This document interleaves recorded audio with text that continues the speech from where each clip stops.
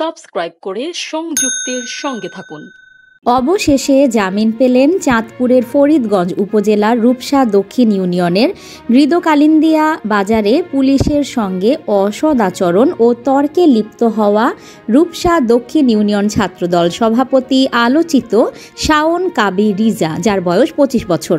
এদিকে শাওন কাবিকে আটক, নির্যাতন এবং মামলা দেওয়ার প্রতিবাদে বুধবার 12 মার্চ সারাদিন সামাজিক যোগাযোগ মাধ্যমে সরব ছিলেন বিএনপি ও অঙ্গ সংগঠনের নেতাকর্মীরা।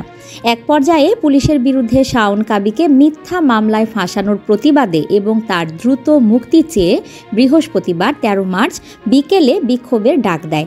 যদিও শাওনের দুটি মামলায় জামিন হওয়ায় এবং জেলা বিএনপির নেতৃবৃন্দের নির্দেশে বৃহস্পতিবার দুপুরে তা স্থগিত করা হয়।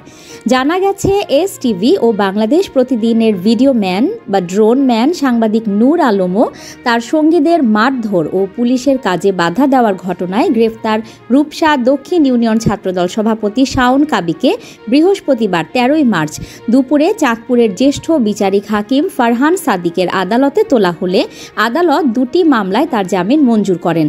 এ সময় আদালতে শাওন কাবির পক্ষে শুনানি করেন আইনজীবী জসিম মেহেদি, দুলাল মিয়া পাটোয়ারি ও আব্দুর রহিম পরান। শুনানি চলাকালে আদালত চত্বরে জেলা ছাত্রদলের সাংগঠনিক সম্পাদক জিয়াউর রহমান সোহাগ ও ছাত্রদল কেন্দ্রীয় কমিটির প্রথম যুগ্ম সাধারণ সম্পাদক মইনুল ইসলাম জিসান সহ বিপুল সংখ্যক নেতাকর্মী উপস্থিত ছিলেন।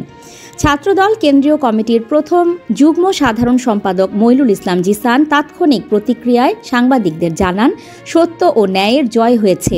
দেশের মানুষের ভালোবাসা নিয়ে শহীদ জিয়াউর রহমানের সৈনিক দেশনেত্রী খালেদা জিয়া এবং তারুণ্যের অহংকার দেশনায়ক তারেক রহমানের কর্মীরা এই দেশকে এগিয়ে নিয়ে যাবে।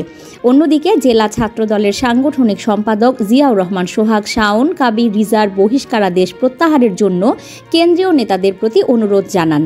এর আগে মঙ্গলবার 11 মার্চ রাতে ফরিদগঞ্জ উপজেলার মৃদকালিন্দিয়া এলাকায় এসটিভি ও বাংলাদেশ প্রতিদিনের ভিডিও ম্যান বা ড্রোন ম্যান সাংবাদিক নূর আলম ও তার সঙ্গীদের মারধর করার ঘটনাকে কেন্দ্র করে ফরিদগঞ্জ থানায় দায়েরকৃত অভিযোগের আলোকে পুলিশ ছাত্রদল নেতা শাওন কাবিকে থানায় নিয়ে যাওয়ার চেষ্টা করে। এক পর্যায়ে পুলিশের সঙ্গে তর্ক করার ঘটনাটি সামাজিক যোগাযোগ মাধ্যমে ভাইরাল হয়, যার কারণে ছাত্রদলের কেন্দ্রীয় কমিটির সভাপতি ও সম্পাদকের নির্দেশক্রমে রূপসা দক্ষিণ ইউনিয়নের ছাত্রদল সভাপতি শাওন কাবি রিজাকে দল থেকে বহিষ্কার করা হয়। শাওন কাবি রিজাকে রাতেই থানা পুলিশ আটক করে থানায় নিয়ে আসে। প্রাইভেট কার গতিরোধ করে মারধর ও পুলিশের কাজে বাধা দানের দুটি বিষয়ে মামলা দায়ের হয়। পরে ওই দুটি মামলায় আটক দেখিয়ে তাকে বুধবার 12 মার্চ বিকেলে চাঁদপুরের আদালতের মাধ্যমে জেল হাজতে পাঠানো হয়। নিউজ ডেস্ক সংযুক্ত।